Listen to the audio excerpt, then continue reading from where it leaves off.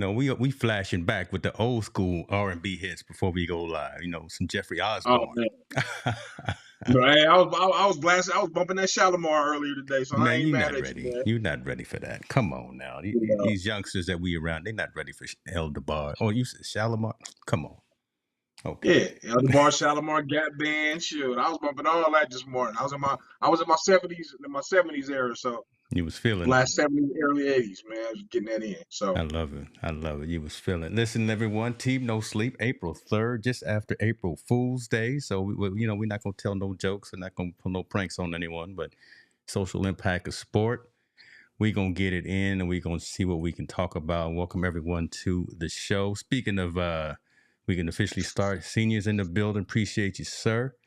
And the speaking of OG, April Fools, Mr. Stark, that was his birthday. And I said that in anticipation of him being in the audience. So happy birthday to you, Brother happy Stark. Man, birthday, appreciate man. you. Yeah. Yeah, another trip around the earth. Another Congratulations. one. Right before the Yes, eclipse. Right before yes, the sir. eclipse. Let's go and get into it, man, because we want to talk about some things, and I think we're gonna spend a lot of time on some particular topics. But we've got to talk about some of the things that are happening because we like to start with social impact stories. Obviously, first one that hit the news wire that kind of touched us both. Young cat, right? Vontae Davis, brother of Vernon Davis, both football professionals, both football stars. Vernon's in the Hall of Fame, right? No, he's not in the Hall of Fame, but Okay, okay. he's quite exciting. Yes. Okay, well, pretty close, but we lost Vontae not too long ago, and can't figure out what happened. He was at Hmm. his house. He was sitting in the hot tub. Got out the hot tub, and there's speculation that he may have slipped while he was in that, or slipped as he was getting out, and may have hit his head or something, and we lost the young man. So, uh, prayers to that entire family as they go through this, trying to figure out what's going on and what happened, why, right? Trying to find some closure for this young life to be cut so tragically short. Man, you just never know. Yeah, I think that gives you the insight that tomorrow's never promised to anybody, right? Hmm. You know, this is a young man that pretty much had, lived his dream playing professional football. I believe he was financially pretty much stable. He was at his home in his hot tub, and one slip, mishaps. They're speculating that might have caused a head injury that was led to his demise, unfortunately. Um, prayers out to the family and his friends. Uh, any siblings or kids that he have, prayers Yeah, to them, because I know this is going to be a tough one to deal with, right? Because we don't expect to go out that kind of way. We don't yeah. expect to leave this earth in that kind of that kind of manner. So, our prayers go out to his family. Yeah, I mean, and we always talk about kind of the domino effect of when something like this happens, right? So yeah, again, he was he's no longer married, so there were some conversations with his ex-wife. But again, we know Vernon. You know, Yeah. anyone that's a fan of football, we know more about Vernon Davis. So again, that's starting to reverberate. He's trying to get some closure as well. Reason that I brought up his ex-wife is because there were some conversations with her and some news media that Vontae was showing signs of head issues, Hmm. showing signs of CTE. You can't diagnose CTE while someone's alive, and you have to go in after the autopsy. But that's a interesting thing, right? He was going through the trauma of having all of the hits during his football career, and just the fact that it was brought up. So just the fact that it was brought up, and Yeah. then I'm going to bring you this other story that I saw as well.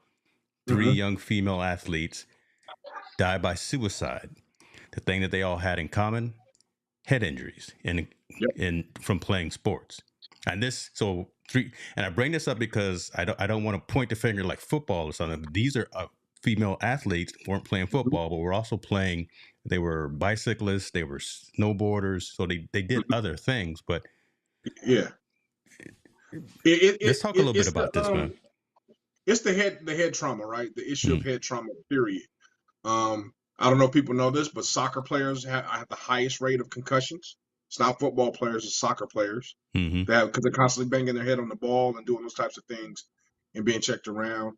So them, and then skateboarders are the highest with broken bones, right? People that do professional skateboard are the highest with broken bones. So anything that causes head trauma from numerous blows to one blow, Yeah, cause that. I hate that everybody points the finger and goes straight to CTE on every scenario and every situation because we don't know what's the constant going on in their lifestyle, right? Obviously, if that's the cause of Vontae Davis's, we would know there's probably constant head drama over and over and over again, probably caused by football. And then that probably him slipping and hitting his head probably was the final straw that probably caused something to happen internally. These young ladies probably in situations where they constantly kept hitting their head against something, or they got one massive hit, hard blow, and they say that caused it. So I think CTE is such a broad lane when they want to point to things that happen in the head, where I think they need to kind of dig a little bit deeper to figure out. I think that's just like the buzzword because that, and the reason why I'm passionate about it is because when people say that, people get scared all of a sudden, right? Oh, CTE is the one that's causing all this and do it. No, there's other things leading into that. That's like saying cancer, Well, if you have skin cancer, it's completely different than having cancer. But some of this cancer, I might scare, but some of it's very preventable, salvageable. You can live, you can get removed and live for the rest of your life. Some of it obviously is deadly. I think the same thing with CTE. Some of the situations that happen may cause CTE to have the degenerated part of the brain, and some of it might just be you got a concussion, a hard hit in the head, and you continue to move on. I personally think I probably have symptoms of CTE, based on what it is, the migraine sometimes every once so often, headaches. I don't remember everything. Not that I remember a lot, but you don't remember that. Me personally, I don't remember small conversations. Somebody talking something that's insignificant, it tends to go in one ear right out the other. Yeah. Because I got other things going on. But they say, oh, you don't remember, whatever. So I think people just point the finger too fast to say CTE for that, just to get the buzz and the scare out of everybody. I don't know what happened with them. I do believe these women already had autopsies and shown in their brain that those were symptoms that were causing that led to their suicide. So I can see their situation. Vontae, I don't want to be so quick to jump the gun to say there's a CTE. We don't know what happened.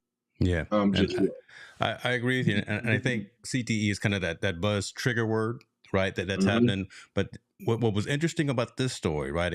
Again, the fact that it was 3 young females. So obviously, again, they weren't playing football. So again, you saw that they were snowboarders, they were bicyclists, and they were doing other things. And the fact that they died by suicide. So I mean, so that elevates the conversation. Be like, man, so we got to figure out a way, at least to have the conversation. Concussion, CTE, head protective gear, whatever we can do to make sure that none of these stories happen again. So I look at it as go ahead. I want to elaborate on it, but I mean, are there any things that else are involved in it? Like, is there any prescription drugs involved in it? Is there any alcoholism involved in it, or alcohol involved in these situations when they commit suicide? What's going on in their life that causes depression at that point? I know CTE magnifies it when you're in a situation, but you're probably already in a situation where they're depressed or something's kind of going on. That's why I don't like it when they just point at that one medical reason why. There may be other things going on that helps elevate it. I'm not negating that they don't have it. I'm not negating that. But I'm saying in those instances, what's causing them to feel those emotions that need to go, unfortunately kill themselves. Because I'm thinking there's usually always something else involved, right? Because for depression, if you're just depressed, nothing else around you, most people can get themselves out of that funk, right? Or they can go to counseling to get themselves talked about it, or they can get help because they're thinking with a rational mind. Mm-hmm. Suicide is probably it may be a choice, but it's probably they're trying to rationalize and doing something else or getting some help first. But when there's other factors contributing, like alcoholism or something that's going on, or drinking alcohol, I should say, not even alcohol, just somebody just drinking alcohol that one night, or taking maybe prescription drugs, mixing the both. A situation is very bad, that they just don't see no way out.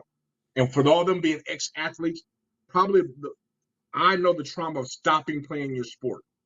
Like I only made it to college, and when it was over, I was depressed.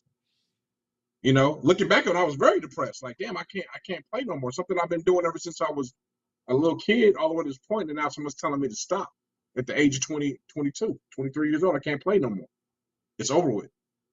I can only imagine them being professionals and someone's telling them, no, you fall into that funk of not playing. And I'm pretty sure you did too, being an athlete. Yeah. Literally the same thing with baseball. So yeah, it's over. So I just don't. I never just want to point it at the medical thing, especially when it comes to CTE in the brain, because we don't know enough about it to say that's the one cause, that's the one main cog that caused all this thing. Everybody's different. Because if that was the case, That's fair. everybody with that same CTE issues, they would all be killing themselves, right? Yeah. If everything was an absolute. It's not an absolute. It's a case-by-case basis. So I pray for those young ladies and their family, man. That's an unfortunate thing to go through, and I'm sorry that they felt they were in that situation where, or they felt they were in a situation that was the only way out was to commit suicide. And by the way, if you know anybody out there that's depressed or feeling that way or have issues, please call the suicide hotline for someone to reach out to them and call. Or, and if you can't do that or you feel embarrassed about that, please talk to a friend or somebody to let that out and to talk about it and get it off your chest. I don't know if it'll stop you from doing it, but at least it'll be preventative for that moment to help you get it off your chest and kind of hopefully to start the healing process that's going on. That's a good point. I'll make sure actually to put that. Maybe we'll start putting that the link and that phone number in the description of all the sessions that we do, since we do talk social impact and we do talk some pretty heavy topics at times. In this particular story, there was no mention of any alcohol or any other drug usage or anything like that. But y'all know we're gonna continue to follow this and see what's going on, because it correlates so closely with what happened with Vontae Davis. So we wanted to talk about that and get feelings on that and just kind of get some dialogue on that. So yeah. And I want to lastly add the same situation with him. We don't know if he was drinking alcohol in the we don't know anything. Tub. We don't know anything about that. So I just don't want that to be the all be all, right? To say, yes, they had CTE, so this is what's going on. I think there's other contributing factors like anything else that leads to these situations. So I mean, and I say that because people, when they hear that, especially when they have young kids or family, they want to prevent them from playing football, right? Especially kids that play football. Oh, my kid's not going to play football, could possibly get CTE. I don't think that's at all. I don't think that's the case at all. I don't think you should stop your kid playing from any sport that they love or something they're passionate about by doing. And there's always going to be risk in everything you do. There's risk in walking across the street. Amen, brother. Right? Yeah. There's a risk in every single thing you do. Dan, I see you in the building. Appreciate you for being here as well, sir. Listen, okay, so we covered that. We talked about that. Hopefully, we can get some closure on that particular issue, those particular issues as well. As I say, we'll continue to follow those. Let's get into what's happening right now. Not really right now, but what happened kind of last week, because I don't know who's playing, but whoever's playing, I'm not worried about it. But before I do that, I literally just launched. Did you see what I had? Did you see what I got? No, what'd you launch? I didn't see. You didn't. Yeah. You didn't see the team no sneak. Hold on, let me get it. Let me get where my camera at. It's right in front of me. Hold on, man. 16 ounces. I'm not gonna tell y'all what's in here, what I'm drinking, but the team no sleep 16-ounce glass just launched. It ought to be that bourbon you're supposed to be promoting. Oh my gosh! Hold on, where is it? Oh, it's too far over there. I'm not gonna get it. That's true. Shout out to San Francisco for a second, grab. Oh my God! All right, hey, tell some jokes while I go get it. So definitely, man, a lot of things going on today with sports environment. I know we're going to talk about women's basketball. I think that's one of the more promising sports that's coming up. Phenomenal athletes. If you haven't got a chance to watch it, or you're somebody that's kind of boycotting it or just don't believe in it, I really, really encourage you to definitely watch the women's sport Final Four, especially at the collegiate level. I mean, it's something special. But I'm gonna go ahead, James. Go ahead, take us home, man. Take us there. Let's go. You're not watching none of the dudes. We watched the but hey, shouts out. Listen, let's go ahead and get focused, right? 49 mile. Yes. Straight bourbon. Montel and I met these folks in Las Vegas at the Super Bowl, and I got a whole bunch of these. Well, how many? 750 milliliters. So I haven't hit it too much though. It's just this hit. It's just here. Yeah. 7 years old barrel number 15, bottle number 142, 45% alcohol by volume. So this is sipping whiskey, y'all. Okay, that's that good stuff, man. That's right. This is that real deal Holyfield. So let me just tell y'all something. Again, 49 miles straight bourbon, and they got some different varietals right here in Northern California, San Francisco. Shouts out to them for sponsoring and being a part of the Team No Sleep family. I'll finish this before we go back to the next Super Bowl in New Orleans. But Absolutely. there we go right there. Absolutely. There we go right there. Yeah. Yeah. Marvin talking Club about Shay the Shay ain't game. got nothing on us. We're going with bourbon. He can have that yak. Yeah, We're going with we bourbon actually over got here. ours in stock too, right? I've been trying to get some of the Shay Shay cognac. Can't even get it. But Yeah, our sure, stuff yes, right sir. here is more valuable. So okay, let's go and lock back in here. Yeah. Before we get into the games, news came out today. Young lady. We knew this was gonna happen though.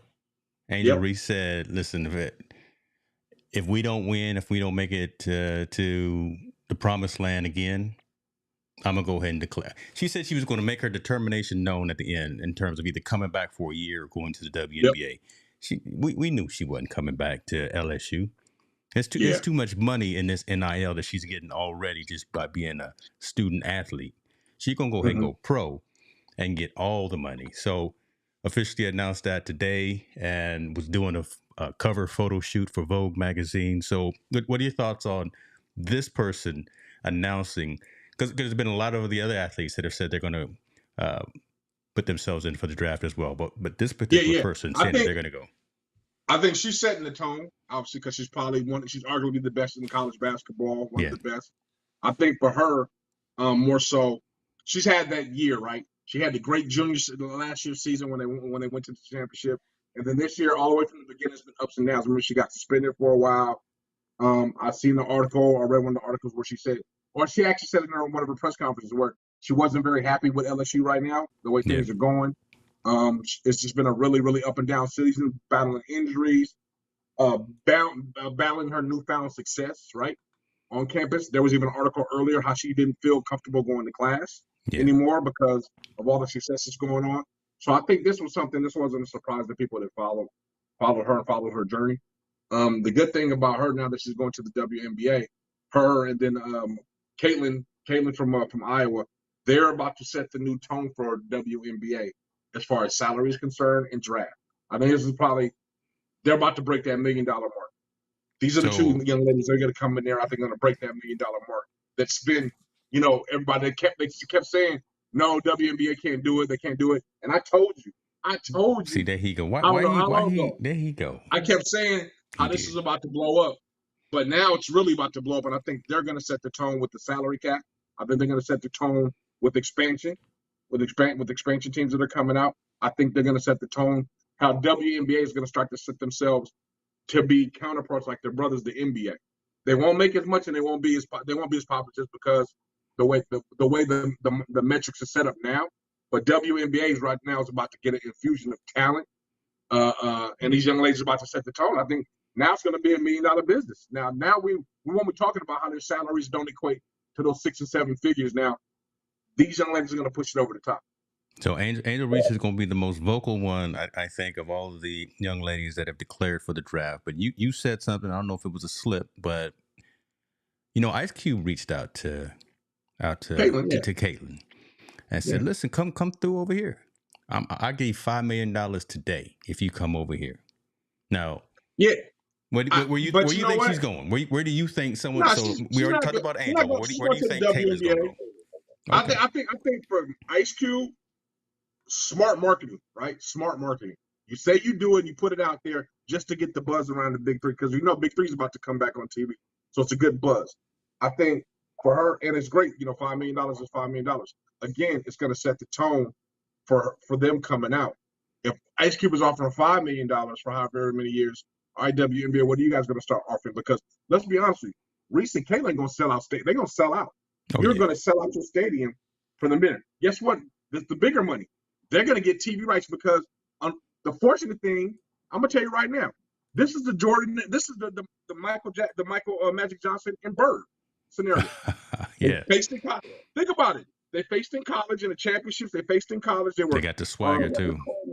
Arch rivals in college, and they're taking the game to the next level in the pros to set the tone to be the arch rivals in the pros. So you mean to tell me when Reese faces Caitlin in the first WNBA meeting, that's not going to be on national TV? That's not going. Everybody's going to blow up and want to watch it. They're going to put all kind of promotion around it. These young ladies, man, about to set the new tone. And the crazy part, They got Juju and them coming right behind them. Yeah. Juju and Flo, Soon. No, all she's just a freshman, man. Let Juju play for. But think about man, what you just said. There were 12 million plus people watching the LSU game. Yep. There were 12 million people plus that were tallied watching Caitlin and Angel do their thing, and we were not disappointed. Correct. We were not disappointed. So now take those numbers to the WNBA. Imagine now you have 12 million viewers watching WNBA, where that's probably quadruple what they've ever had before. Yeah. I'm telling you, man. Like I said before, mark my word. This is the new Bird and Magic Johnson scenario, but just in the WNBA. It's the same. It's set up to be the same exact thing. And I think the WNBA and with the big brother NBA in their back pocket, they're gonna market that thing the same way. They're gonna market the same way where these guys are college rivals going to the pros to be rivals. And I think both of them are going to win championships at the next level as well, just like they have at the collegiate level. Yeah. They're that talented coming in. And folks in the comments are giving you your flowers and your props. Shirley is saying, yeah, Montel said it last year. Speak your truth. Man, everybody, all these people with these good memories. Hey, man, and then Marvin I told you, man, I watched the games, man. I was like, man, y'all got to get up. Now, I didn't know those two were going to be, the faces of everything. I was always saying the WNBA they need to scheme themselves better and market themselves better. What's going to save the WNBA is going to be Caitlin and Reese. They're going to save the WNBA to take it to that next level. And not to take nothing away that's already there, because I like watching Las Vegas. They got the ballers on their team and other things. But I think these two young ladies, already with their following coming into their league, it's just going to blow it up. It's going to blow it up even that much more. And I think it'll never get to the point like it is now. I think how we're talking more about girls college basketball than we are men's. I don't think WNBA is ever going to overshadow the NBA. But I think it's going to get a seat at the table. Yeah, they're going to have a seat at the table now for sure. It'll be on ESPN instead of just ESPN 2 and 3 and that kind of thing. It'll be headline conversations. There'll be more top 10 plays probably coming from there because they bring so much excitement. And then I'll give you the flowers too, man. You said they played with more of the fundamentally sound game, more of an exciting game. And I've been to some WNBA games when Sacramento had the Monarchs here. And it was a whole different vibe when the Monarchs when they were playing. No one in the stadium, no one in the building sat down until the Monarchs scored. Yeah. Now, that's an unwritten rule, but nobody sat down until they scored. Now the Kings, they doing what they can now. They lighten the beam, but you've never had that same type of energy with the men playing. So I think it's going to be interesting how they expand the market. Right? We already know that the Bay Area is getting a team in a few more cities.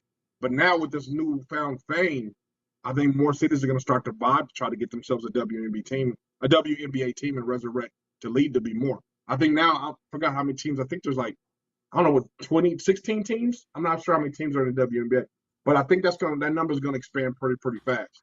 Because I think now that the market's hot and now people are into it, there's a want for it. Like before a couple of years, there wasn't a want for it. Everybody's just like, it's boring. Now there's a really want it. People want it. They want to see it. And I think if they stat. You said how many did you think that there were? I just pulled it up. I said 16 teams. Okay, I thought you said 20 something. Yeah, there's 12 teams in the WNBA. Okay, 12. No. I think it's going to expand to that much though. Okay. I think it's going to expand to 20, 25 teams fast. I think, and I already told you, I think every city that has an NBA team should have a WNBA team. They should. Mm-hmm. It should rival. It should rival what they already have, and come back that schedule that way. I think there's enough, and I do think that now is a perfect time for like LeBron's and I think the Steph Curry's and them to own the team. I've always told you that. I think they should always be having. No, that made a lot of sense. We need to get in front of Adam Silver and let him.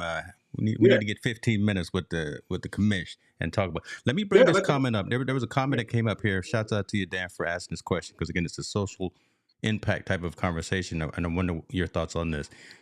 Dan is saying, does a competition between Caitlin and Angel Reese create additional issues within the racial relations piece? He's saying this isn't necessarily Bird versus Jordan. This is a different, arguably scarier climate.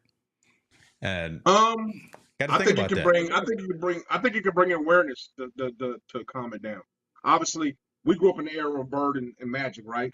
Yeah. Most African Americans followed Magic and wanted Magic to win. A lot of Caucasians wanted Bird to win. Yeah. But you know what happened at the end of the day? Both respected each other. And we can't deny race. Race is something you cannot. What we do want is respect. We want the common courtesy and respect from each other. I think they can bring that social impact with them within competition. We play hard against each other. We talk trash against each other, but at the end of the day, we shake hands and we do commercials together and we do all these things together. And if people, a younger generation, can see them getting along, even though they're different, they're different races, that's all we can ask from them, you know. And I think that's a great thing. I mean, Yeah. if we can show that we can compete against each other and still get along, what more do we want in life? I want to compete against you at work, and then we can still get along. That's cool. I want to compete against you on the basketball court. We can still get along, and it doesn't have to be anything more than that, more or less than that. That's just all it has to be. And I think those are great examples for the new racial climate that we can see that people of different races can get along while being competitive. What am I trying to think? I'm trying to. I was getting ready to say something. I don't think that it's necessarily a negative thing. And what I do know and what I have seen, I'm third person looking in, right? Both of them have said that they were friends. Yeah, they've been off playing of the against each court. other since 7th grade. Yeah. But when you step in between them lines, right? So that's when the competitive spirit comes out. That's when I have no friends on the other side. But outside of that, outside of our public eye, outside of the fanatics, short for fan, right? That kind of thing. Outside of us wanting them to be whoever we want them to be, they are actually cool with each other. And the fact that the word that you use, respect, they both respect each other. So I don't think this is going to be that much of an issue, but it's a good conversation to have. What happens when one goes against the other in the finals? A fight breaks out in the parking lot. That happens every single day, every single sport. That usually contributes to alcohol. That's usually an alcohol contributor to those fights. I don't want to put our sponsor up on the screen like that, but that's what that is right there. That's that juice right there. But that's usually, if the fight broke out before they went in the stadium, that might be something different. But the fights are usually afterwards when they kind of liquored on up, and either one person or both people are talking trash, and it kind of gets out of hand. I truly believe that this can be a very positive, and I think there's nothing. That's just like Luka going against LeBron. Same thing, we're always going to be divided by something, and racism is something that's obvious that we have. I just think as long as we can respect each other while we're competing, it is. I think that the bigger question is if the orange president gets back in the office and spits his rhetoric of racial stuff, then it's going to be probably a different climate in our world. I think for the most part, our kids that are growing up, they kind of grow up in one blend, right? They know, they understand it. I know there's racial tensions. I'm not oblivious to it, but I mean, they kind of don't. They see their colorblind is getting less and less, right? It's kind of getting less and less. They kind of understand, especially here in California. But I just think, man, if you can see somebody competing against each other and still have a mutual respect for them, that's the best thing in the world. That's the best example in the world to show them. And sports is really that equalizer too, right? I mean, if you can get out there and you can ball, whatever the sport is can be, it is. That's really where you grow up and you learn life skills. Sports is all I've told my kids, and I know you have, and I know you tell all of your athletes as well. Is a great equalizer when you step in between anybody that can go in that locker room and lace them up with someone else. That's when you have just a different perspective on life, on competition, on dealing with personalities. So good question to bring up, Dan, and good conversation to have. To add on to that, I mean, the young lady from the University of Utah that had to deal with those, when Utah had to deal with those racial issues, I think they were in Portland, right? I think they were in Portland, and they had to leave their hotel because their center, I believe, is Native American or Polynesian or something like that, and they had to deal with the racial issue. Racial incidents aren't going to go away, man. People just want to hate just to hate you, which is oblivious to the color of their skin and don't know the person for anything else. They just know that they just look different from they are, and they want to spit hate messages or spit hate epithets at them, which is stupid to me. I just think the story should be her preference for getting over that, right? Still being able to compete, get down with it, still do her thing. I think at the end of the day, man, we just have to be able to figure out a way to get along. Get along. And I think sports sets the best example, in my opinion. I mean, I'm impressed with Paige Becker.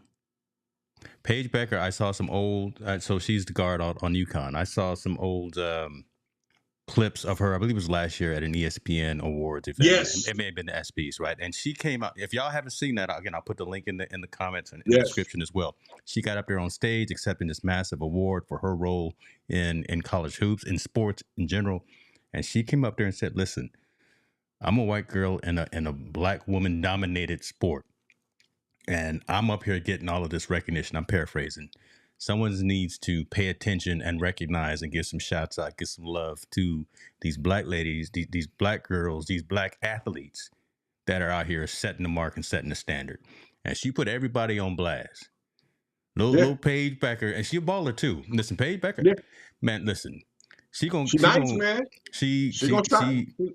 It's gonna be a good. Let's talk about that. Okay, so there we go. Yeah. We didn't got into all that. Dad, hey, hopefully you back Dad. Dad was saying he was having issues on his iPhone, then had to go to an Android. Man, don't put that out there that you had to go to an Android to get this show right. Man, come on, come to the Android side, baby. Don't do it. Don't see, man. Come back on. Don't figure it out, brother. Don't bite the apple. Oh my God. Hey, don't bite the apple. Oh my God. You saw what happened to my man. Adam and Eve. Don't bite the apple. All right, show's over. All right. I had a power glitch last night, and when the show was cut off, we going off now. We done now. Yeah. But let's talk about that. Let's talk about that, man. Golly. All right, who to do? Let's go with the dudes. Come on, we gonna get the dudes just a little bit of airtime. Yeah. NC absolutely. State, Purdue, UConn, Alabama. NC State. Oh my goodness. Man, that's a Cinderella story every time. 11 seed. Hey. And remember, they were the last. They were, I think, second to the last team in the ACC tournament. NC State. They weren't even supposed to be here at all. They weren't even supposed to be getting in. They were out until they won the tournament, and then they come into the big tournament. And look at what they're doing now. They all the way to the final. I was rooting for them Aztecs like we were last year. But they got bumped quite early. I was like, man, I saw that. I was like, okay. But I don't know if anyone has a bracket that had NC State except NC State athletes. All right. I think, and I'm going for NC State. I hope they win it all. I'm going for them. Purdue's tough. Purdue's really, really tough. And UConn and Alabama, man, it's kind of like, that's going to be a good game. I told you before, it's crazy. I know more of the girl players in college now, and I follow them more than I do the guys. Truth. All right, so call your men's bracket right now, and I'm gonna put a marker so we can remember this. So all right, so I'm gonna go with UConn and Alabama. I'm gonna go with UConn. I don't think Alabama has what it takes. I think they're athletic, but I don't think they can rock with it. And on the other side, I'm gonna go with NC State, man. I'm gonna go with the dark horse. Purdue's gonna be hard to beat, but I think they got a chance. I think they got a chance. I'm gonna be fair weather fan. I'm gonna go with the odds. I think Purdue gonna do it. 1 versus an 11 seed. That's tough. I mean, Cinderella was nice, but it's time for Cinderella to go sit down. I'm sorry, NC State. UConn is tough though. Hurley. Come on. It runs in his family blood, coaching, playing, and all that. So I think they may do it. They may do it one more time. I think they may do it. And for my final, I'm gonna stick with the Cinderella, man. I'm gonna stick with NC State. Wow. Stein. I mean, I'm gonna go all the way. I might as well play with the house's money. I'm going with NC State. Might as well. You know what I'm saying? Always bet on black. Okay. Yeah. The one that matters. Let's talk about the one that matters, y'all. Oh my gosh, because I know all the players over on this side. So we got NC State versus Dawn Staley and them South Carolina Gamecocks. Miss Pow Pow. I'm going with South Carolina all day, every day. I think they just got something special over there. They play their defense is on point. But they got shaken up a little bit though. They got shaken. It came close, but see, think about it. It was a low scoring game. Their defense still held intact. They just couldn't score. That defense is tenacious, and they can put some points on the board. Yeah. I'm going with South Carolina. I'm just not going to go against them. I think they're just too good. Now the other game, Gino and his UConn and them UConn Huskies, and Kalen Clark and them Iowa What are they? What are they? Not Buckeyes. They, I don't know. Who cares? Hawkeyes, the Hawkeyes. Buckeyes, Hawkeyes. I'm thinking about my Marvel comics, man. Man, Man, I'm I gonna done go. already told you. This one, I'm gonna tell you what I'm gonna do. I'm gonna go What with you UConn. finna do? I cannot believe Caitlin can have the same game again. There's no way. She can't do that 2 weeks. If she can do that 2 weeks in a row, I'm gonna be highly impressed. I'm gonna go with UConn, but Caitlin Clark is a beast, to say the least. Shooting curry threes. She just can't do that again, man. The way she did LSU, I just can't see her doing it, duplicating that effort. And I think she's gonna have that kind of effort in order to beat UConn. Yes. Yeah. That's me. I was surprised at the accompanying cast. I did not realize. I heard, I knew about it, I've seen it, but I didn't realize that Caitlin was such a good distributor. But when I saw her making them passes full court, and everyone else was making the shots, so the assists were going up, I said, man, they bad. They can do what they need to do. But what I'll tell you though, I think there was an added incentive because they lost last year to LSU. Yeah. Oh yeah. Like they were so amped in that game. You know, they wanted to beat LSU so bad. But and let's get, you know, we're gonna dissect that game. LSU didn't play very well at all. No. Coach Catamoli, she had the wrong defenses. She had Haley Van Lille on Caitlin. That was not the right move. And it was only they only won by 6. Not saying that's bad, but they only won by 6. And Reese got hurt in the beginning, right? Yeah. And Reese got hurt. So Reese had to sit down for a few minutes. So she wasn't full health going to the world. So I'm not gonna knock Iowa. They earned everything. But LSU did not play well. They didn't play their typical game that they usually play. And Caitlin shined. Like I said, I think she has to have that same effort, duplicate that to play against UConn, because UConn plays the same smothering type of defense. They're up in everybody's face. They play team ball. Yeah. Just as well as Iowa, if not better. You know, they play team ball, they distribute the ball, whatever else. So I think UConn's gonna get them. I think South Carolina's gonna face UConn, and I think Don Staley is gonna win another national championship with South Carolina. She didn't Coach. No, I'm gonna call it Don. I'm gonna be respectful. Coach Staley then already got her bonus. What was it? $250,000 just for getting to the Elite Eight. She already got her money, so she probably already bought her a new Prada or a Louis Vuitton outfit. Man, she be stepping through, right? She be. But I'm gonna tell you right now who's the real winner. You know who the real winner out of this whole thing is? NC State. 2 teams in the Final Four. Yeah. Man, that AD right now is happy that check is coming, because that's a big check coming right now. Yes, sir. Both teams in the Final Four. I mean, shout out to that university and the way they're doing things in the athletic department, because that is huge. And the fact that it's coming from another sport besides men's football. Nothing. I mean, again, because we always so locked in on men's football, but the fact that it's coming from a women's side, and it's coming from probably the sport that a lot of folks haven't been watching. Yep. Up until the last few years, right? So I mean that's just a great story in and of itself too. Because UConn's athletic department's cut the big check too, because they got 2 in the Final Four. Yeah. Now, wouldn't that be interesting if you had UConn and NC State both in the finals for both sports? Wow, for both men. That would be unheard of. That would be unheard of. I've never seen that, heard that before. That would be absolutely unheard of. Wow. I'm looking at tickets for the game right now. Minimum 300. So, okay, this is an interesting thing as well. So, minimum tickets for the women's side is $334. The guys is only $339.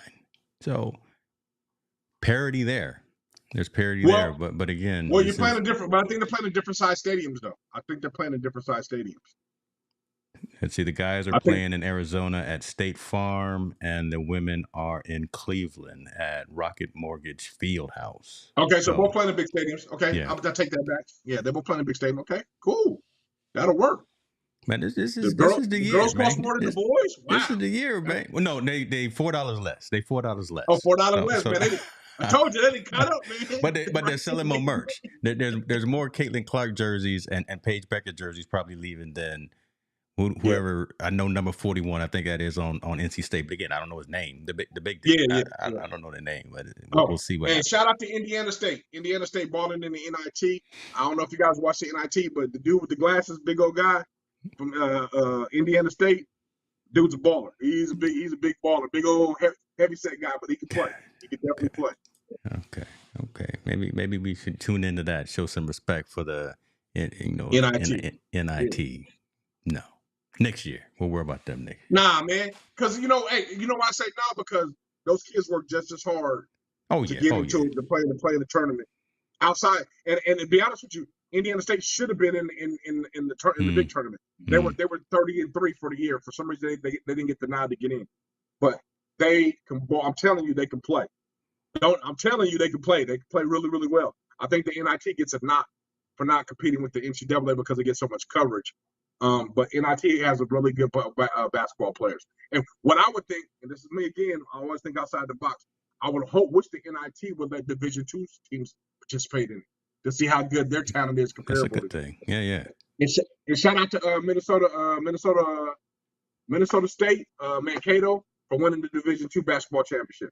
You too. Showing love all over the board. So let me ask you this along those lines, and folks, y'all chime in as well if you got something to say. All this reorganization going on with conferences, I'm obviously checking out the Pac-12 and everything because that's where I live or lived. I don't know what's going on with them right now, but would some of this success of these teams, these different teams, do you think that's going to cause some shakeup in some of the conferences? SEC obviously not, but the Pac-12, the Big Ten, some of these other NIT may be moving back and forth. Do you see something happening with some of these other schools? I think this is prime time for the Pac-12 to make a move.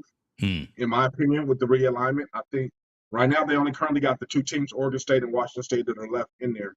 I think for them to be, if it's me looking outside, if I'm the commissioner or whatnot, I'll make a big move on the Mountain West. I really do. I'm going to poach a lot of teams from the Mountain West to bring them up. With the Mountain West having the backing of taking some teams. So if I'm in the Pac-12, I'm taking San Diego State. I'm going to take Boise State. I'm going to take Fresno State. I'm going to I'm going to remake my league to be a super conference. Period. I'm going to do whatever I got to do. I think when you do that, it won't get you as big as the other super conferences that are going on, but what it does, it keeps you sustainable until you can figure out what's going to go and what's going to be your next move. I think them not doing anything makes no sense. Now, if I'm the Mountain West, I would have to have a plan because I would think they're going to come swallow us up. So what is my plan? My plan now is to let the North Dakota States and the South Dakota States who just won the national championship, to bring them on over and let the smaller schools to kind of get themselves a taste to get into a bigger conference, which they are able to compete. By any means, they're able to compete. So if you get those schools like that and bring those in, I think it's time for Sacramento State. They can step up and make it because of the way they're playing. They've been playing. I'm wondering if somebody was going to talk about my Sac State Hornets. There we go. I really do. I think it just needs to be that natural attrition of everybody moving up the ladder to go ahead and go. It's going to have to be that way if Pac-12 decides to even survive any remote, or they're just going to let Oregon State and them go. Now, if I'm the Mountain West on our side with the realignment, I'm time for me to make some shuffles around as well. I like what I currently got right now, but I need to go bigger to become a super conference. So if I'm the Mountain West, I'm going to try to absorb Washington State and Oregon State as they come to us. Let's bolster ourselves. But all along with you two guys coming in the conference, I want to get two more teams to come in the conference. So I'm going to reach out to somebody in the Midwest, which probably like being Nebraska. I'll try to get there and probably get either Michigan State or somebody like that. Well, that would be a reach Michigan State, but somewhere in that conference, in that Midwest range, so I can kind of hold the same Western Hemisphere of the states so we can play each other. And then let the Mountain West, with those four teams, slowly but surely become a powerhouse in the West. My gosh. This man has thought about this, y'all. Listen, he's not making this up off the dome. Man has already this is premeditated. Man, it's so much money to be made, and I think Deion has showed the way. Deion has showed everybody the way, how they make money and how they're going to go with the way he's approached the game. And I meant to tweet you this other day. Deion, were they 4-10 last year? Yeah. Yes, it was 4-10. Okay, enrollment is up 23% in Colorado, and he made an estimated, I believe they said, I think almost $60 million brought to the school in 1 year. Football, just a foreign team, he didn't even have a winning season. That's crazy talk. And he made that much money for the school. So when we always talk about realignment and teams going everywhere in these schools and why football is so important, I think it's the one. It has a big caveat that goes into the campus. And when you have a winning football team, that draws students, that actually draws attention, and it just draws so much more to what's going on in that surrounding. I mean, and I think maybe not 60 million to the school, but 60 million to the surrounding area, that Boulder area, and the whole thing, if I'm not mistaken. But it's been a lot of money with the Deion effect. Well, 20% jump right there in enrollment, up to 68,000 applicants. And look at that, 68,000 applicants. So that's telling right there in and of itself. But listen, anyone who has been to Colorado, who knows the area as well, this is the telling stat right here for me. Folks that identify as Black or African American up 50%. Yep. We going to Colorado, right? So, right. don't let it fool you that there's not power in sports and there's not power in. Again, you don't even have to be winning, but the spectacle of someone like a Deion, folks are seeing that. Well, what's funny, he did the same thing at Jackson State, but he didn't get the notoriety. Yeah, he did. He did the exact same thing at Jackson State. And I think people don't realize Eddie George did the same thing at Tennessee. When he took over Tennessee State, they were dismal. Now they got a heavy enrollment, and he's playing pretty well. I think these should be the blueprints from now on. And I'm not saying get Deion, because he's not for everybody. He's not the type of coach, but I think you need to be able to have a coach that has that kind of presence, or a coach on your staff to bring that presence. And for these smaller schools to be able to gather more intel, more people, because football brings in money. Basketball's bringing in money too, but not like football. It ain't bringing in that football money that comes in if you have a good team, or if you just start a new program.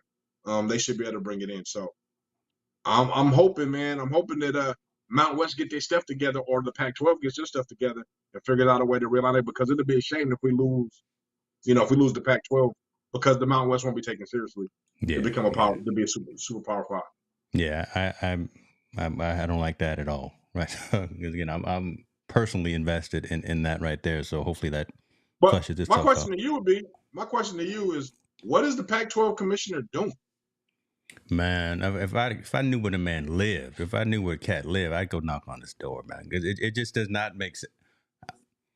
I can't even answer the question. Anybody in the comments, anybody out there watching and listening, can y'all help us if you're a fan of sports and know anything about college athletics, the importance of sports within the college world, especially an institution like the Pac-12 conference.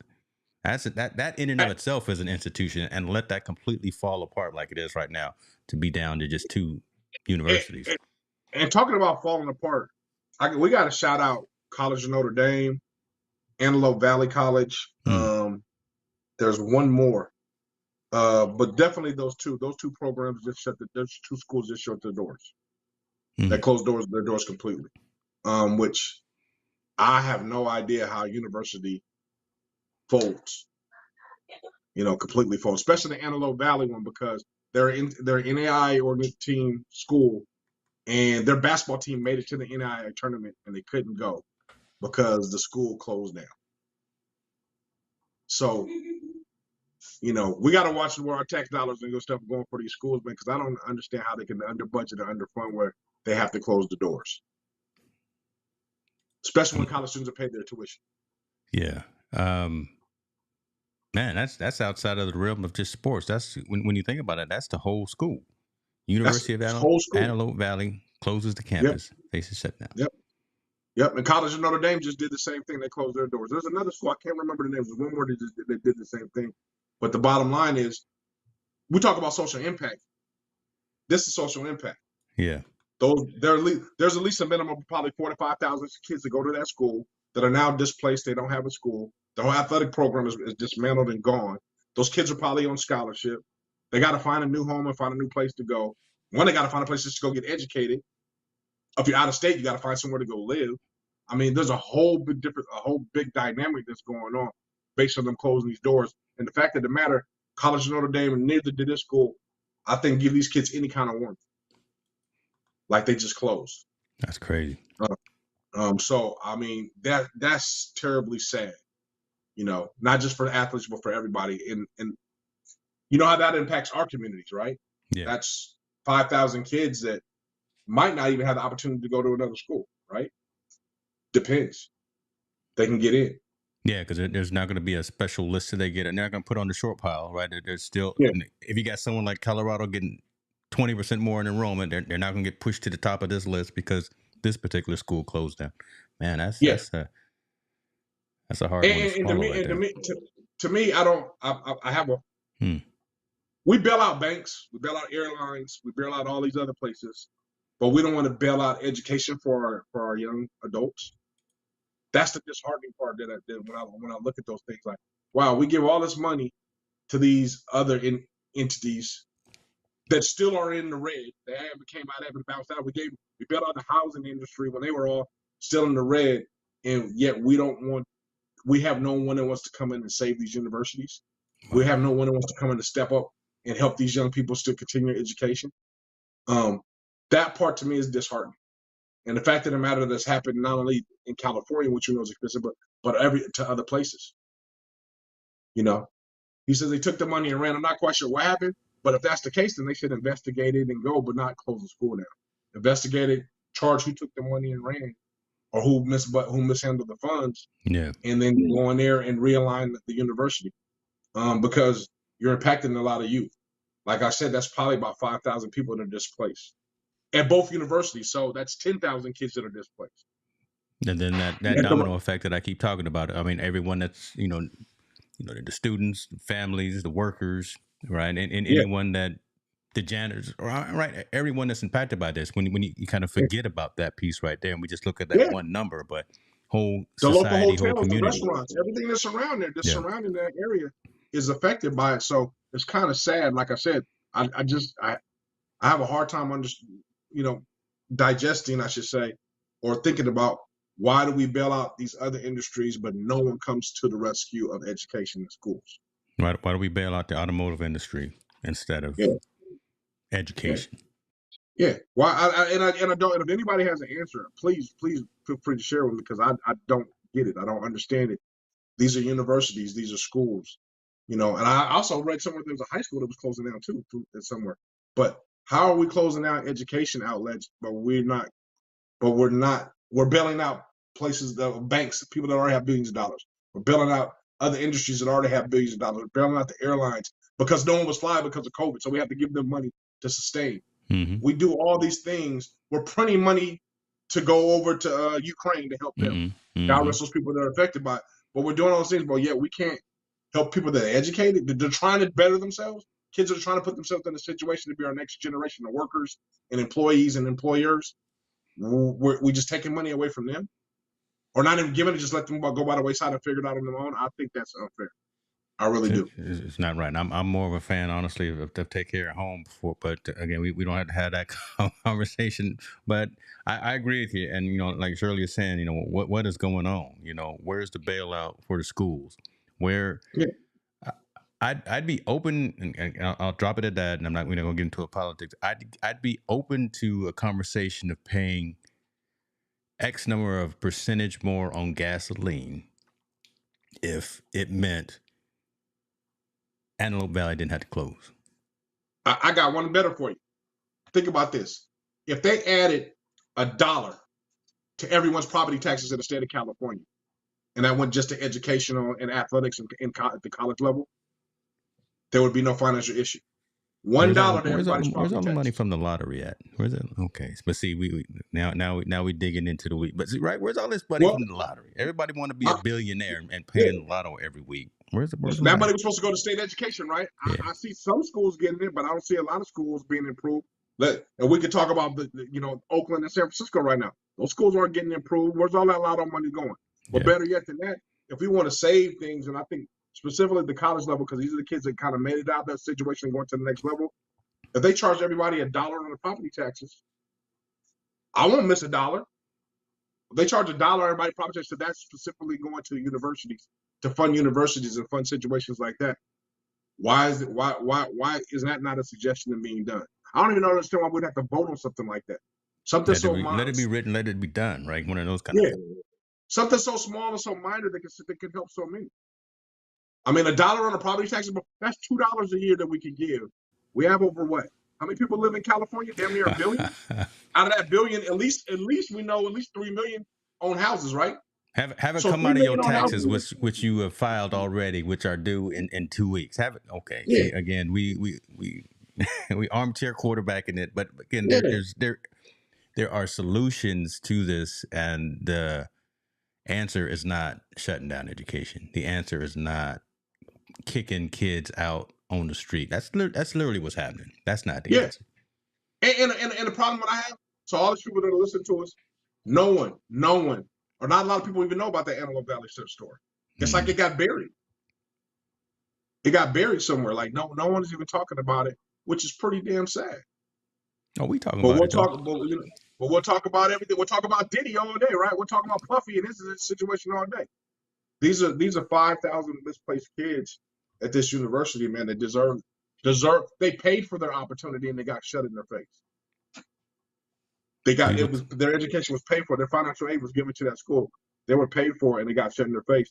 And I think there should have been something in place to be able to get them to work through the system and go and then investigate what happened and make sure it doesn't happen again. Pretty simple. Pretty simple.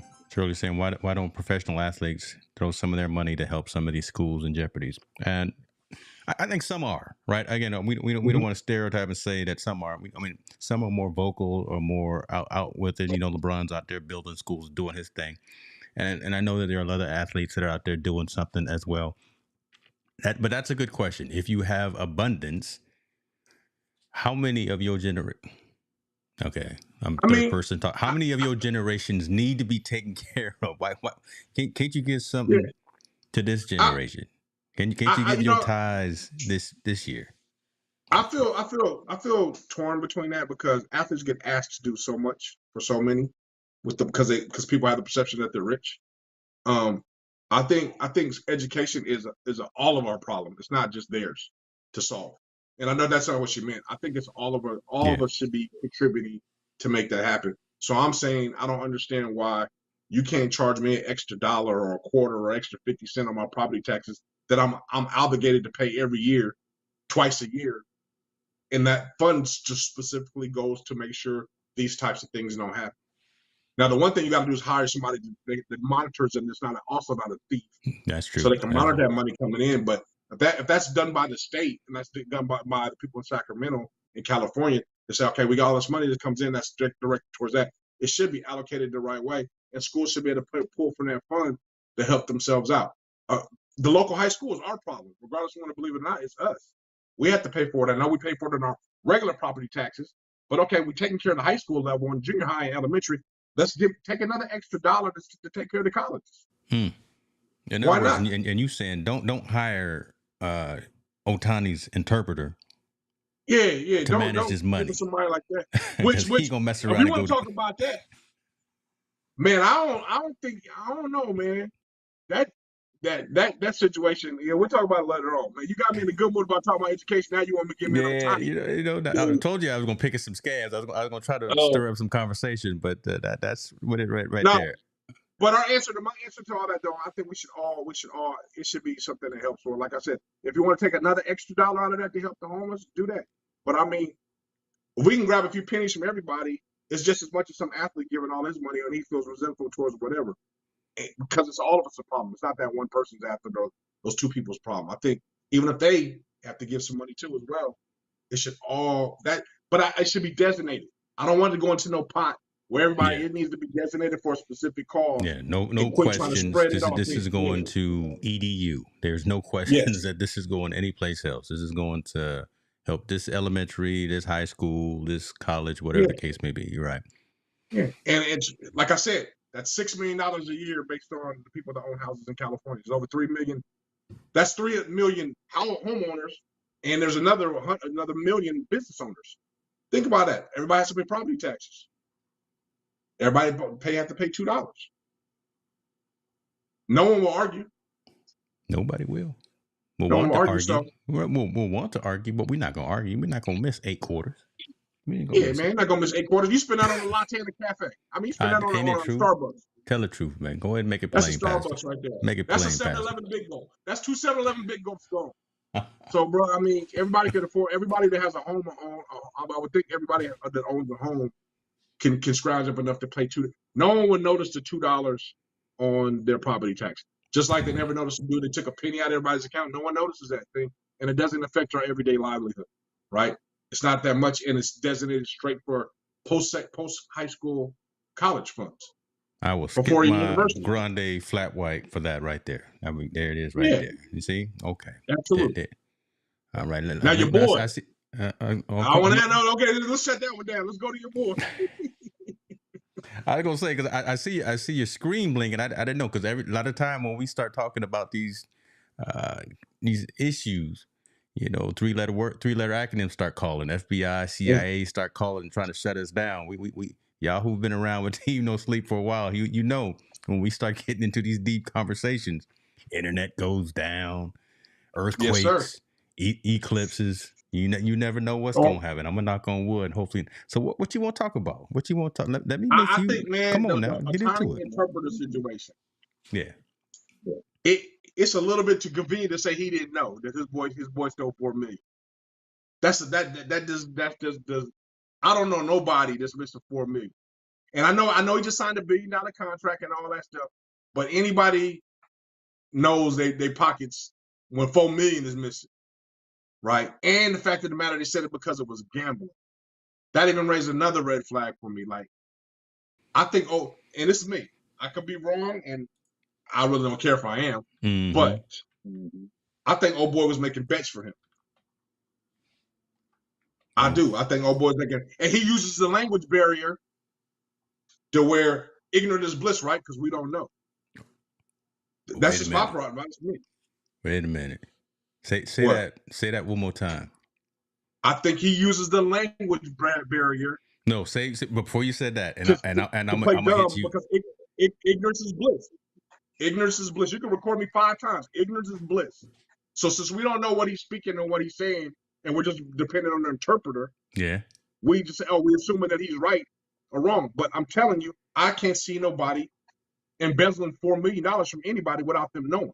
So what did you? So what did you? I'm setting you up. So what did you just say that you thought Ohtani was doing? I think he was betting. I think he was having that dude bet for him.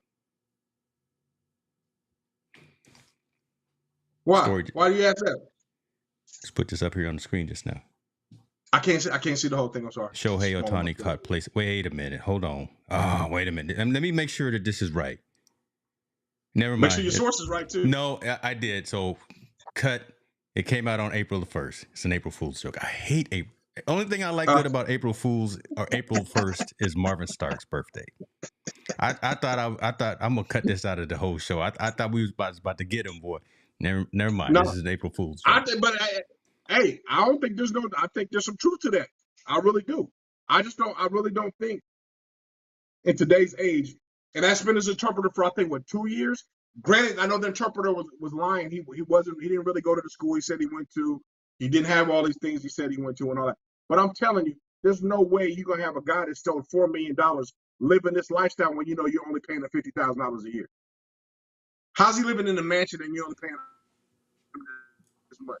How's he doing these things when you're paying this much? And now all of a sudden, he's got, because of his name, dude's name came up, right? Mm-hmm. Ohtani's name came up in the probe for gambling. So you mean to tell me he was using his name to gamble? $4 million worth, and all of a sudden he don't know. I don't know nothing. I'm good. Yeah, right. I'm not buying that, man. I know that's what they want to sell because he's the $1 billion boy and he's a superstar athlete, and they want to cover it up as much as possible. And somebody has to be the fall guy. But I'm telling you, man, there's no way you're gonna be able to snatch $4 million out of my thing for gambling. I'm going to question some of those transactions. Yeah, Shirley saying he can't be completely. He got to be. No. He got no Southern English. Could be his third language, not just his second language. But he knows some things. He can't be completely oblivious to the English language. Money, dinero, yens, or whatever it is, he knows. Yeah, especially when you're talking money, right? Your vocabulary increases, especially when you're talking about your money, right? When you're talking about your money. So you mean to tell me? Okay, and tell me, when's the last time your interpreter has access to your account? My goodness, man, me and you close, but listen, I'm not giving you the PIN number. Listen, bro, we close, but now, brother, I can't give you the digits. Come on, think about it. Wait, think about it, Jack. Now, your accountant stealing money from you, different because he can hide it, right? That's an Yeah. accountant. He knows where to place money on. An investor can hide money somewhere. When does an interpreter have access to your account? Yeah. I've never heard of it in my lifetime. I've never heard of that. Your job But is all of a just sudden, he to. has access to his account for still $4 million. Come on, man. I ain't buying what they. I'm not buying it. And I hope you top this up and you put it out there. I'm not buying it. I don't think dude. There's no way. He did not know this dude has been taking money from him. He can't. He's smart enough to make it to the league and make his money and negotiate $1 billion deal. But you mean to tell me he's not smart enough to notice his interpreter that stole $4 million from him? $4 million on gambling? Man, if somebody took $40 from me, I'm gonna be upset. Bro, if I had enough money on my dresser and on my counter and somebody stole it, where my money go from that was on here? You're gonna be hot. Somebody got to answer to it, whether it's a penny to $1 million. You can't. I'm just saying. I never heard of an interpreter having access to your account. Never, ever. Never he don't have access to my credit cards. He don't have access to no accounts. The only money he gets is the check that I give him. Yeah. Right. That's true. No, that's you speaking truth, man. And like Shirley was saying, and I lived in Japan for 4 years, and they go to school on Saturday. So and they teach English. All the kids know enough English to get by. So Ohtani knows some phrases and some verbs, and he knows. So right when the allegation comes up, he don't speak no English. Right? And tell me, dude, think about it. He was smart enough to negotiate and be a part of $1 billion deal. $1 billion. Right? $1 billion from the Los Angeles Dodgers. Discussed $1 billion deal, highest paid player ever, and all this good stuff. And yet you give money to your interpreter. $4 million worth. Wait. Better yet, you let your interpreter have access to $4 million of yours. Whole nother world, man. I don't know. No, that ain't the world. That's bullshit. Oh, listen again, because I'm a question. Like I say, I'm a question $40, and so that's. I'm telling you, I don't think that dude. I think he's been the fall guy. I really do. I think that guy's becoming the fall. I think he's being the fall guy, like Homeboy was the fall guy for Barry Bonds. Quote me. Yeah. Okay. Well, Homeboy didn't say nothing. We dropped, and I think Homeboy ain't gonna say nothing for time either. We gonna get some emails tomorrow, boy, because we dropping some. I think it just doesn't add up, man. I mean, that doesn't make any sense to me. You don't give your interpreter access to $4 million. Yeah. So he can miss me with all that. Golly. Y'all ain't ready for that, but we told you anyway. That's what we get into, man. Listen, let's see if ESPN and all them slice that one up and take that one. Yeah, let's see what Stephen A. got to say. You know, we know even LeBron not much of a fan of Stephen A. We saw on his podcast with JJ. He didn't mention names, but he kind of feels the same way as I do about some of them cats out there. But you know what's crazy though, and I get why Major League Baseball is throwing it, sweeping it under the rug, because he's the new face, right? He's the new international face of baseball, Major League Baseball. So you can't tarnish it, right? The story leaks, so they can't tarnish him.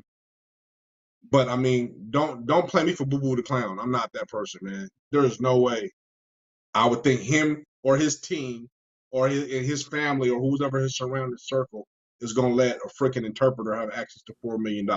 Yeah. I just don't. I'm not going to buy that. That's not going to happen. So I don't know. If I was in Japan and offered me a deal like that, I'd be in Japanese language class. Listen, right? You would take the onus will be on you to learn where all the commas were, where all them decimal points were. Right? Again, that's why I say this is a whole different class. Though, my question to you is like, how long has this been going on? Oh, because the bottom line, they had his name in the FBI probe saying he was someone was betting under his name. Yeah. This has been happening since he was an angel. Yeah. When he didn't have billions of dollars. So this ain't something that just all of a sudden happened. This has been going on for a while. So you mean to tell me when I didn't have $1 billion, somebody would steal your millions from me, and now I got $1 billion, he's still steal $1 million from me, and nobody notices anything? No, I mean it's when it gets out of hand. Right. I mean, almost like No, but but look at his role. He's an interpreter. Yeah. If he's your accountant, I can see it. An accountant, yeah, because he could hide money. He know where to hide it. He knows where to look at, and he's helping you sign checks and do things. And he's the one that's helping you cut your deals for your investments, right? He's the one that's going to tell you if it's right or not. Your financial advisor and your accountant. Those two people, they can have a legitimate way to hide it. Bro, he's an accountant. He's an interpreter. Yeah, nobody on the totem pole. He's the last one to come in the room, and He's the last one to get anything. So my opinion, and I'll quote it again. So I want you to cut it real nice and sweet, so I can look good. All right, listen. let me hold on. Let me sit up straight here, folks. We doing okay. Yeah, okay. I am not buying it. I think that dude is the fall guy for Ohtani's betting habits. There is no way that you let your interpreter access to $4 million. None. Zero. There is no way you can let him have access to $4 million. So I think Ohtani and his new interpreter needs to explain exactly what happened. And in my opinion, I think his interpreter that just got busted is the fall guy for his gambling habits. Team no sleep, dropping gems, ladies and gentlemen. I'm not gonna just let Montel be by himself. I'm saying it too. Yeah, Doug. So you come after. Listen, hey, you come after him. You come after me too. I'm not gonna tell you the address because you probably already know the address. But Hey, but there it is. You know, ouch. Come on, Montel. That's it. That's it, man. Now, hey, you know I am. You know I'm gonna chop it up here, and surely gonna share it with your community too, because we gonna make some noise about this. Fox, ESPN, CBS. Who else out there? Like I said, I get it. They want the face of baseball not to be tarnished, man. I get it. I'm not mad at you, but like I said, don't tell me. You ain't gonna tell me the sky is green when I know it's blue. It's not gonna happen, man. It's not gonna happen, and I think that's what it. And it's funny. They really think that we're just supposed to believe what they say, right? They just like, hey, you're supposed to take it because they said that's what happened. You can't even say that with a straight face. Look at you. You can't even say that with a straight face. Straight on up, man. Let's do this, man. Let's go ahead and bring this plane in. But I wanna drop in just a little hint to what we're gonna do in a couple of weeks, because I want to make sure that folks are subscribed, got notifications on, and all that. We're gonna have some guests hopefully coming back onto the show. So I want you to highlight that and talk about that, because that was probably the last of the stories that we wanted to get in. We talked about the Davis situation, the Angel Reese. We talked about the games, touched on the Ohtani money. But Shirley said fake news. But talk a little bit about what we got coming down the pipe, brother. Yeah. We got a good friend of mine, Bert Grossman. He's going to be coming on the show for draft. When the NFL draft approaches, he's going to come on that week. We'll chop it up with him about the draft and his thoughts. He's an ex-NFL guy.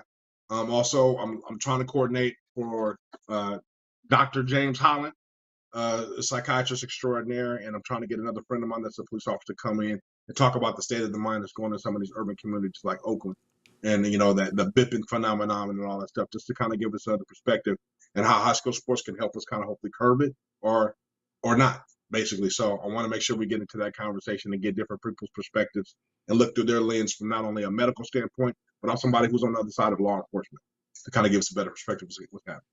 Yeah, it is, y'all. We're not playing 2024. Listen, we done already started the year off going to the Super Bowl. We we doing, and now you see we got these 16-ounce cup. Mine's empty now. Again, I'm not gonna tell you what was in it, but it's empty now. But y'all better go get them. You see the promo code going across the screen, so go copy one of these. Montel, we did it, brother. We did it. Yes, sir. All right, man. Oh, ready? So, hey, again, be comfortable having uncomfortable conversations, because that's the way we learn. Everybody, count your blessings, and we'll talk to you guys next week. We out.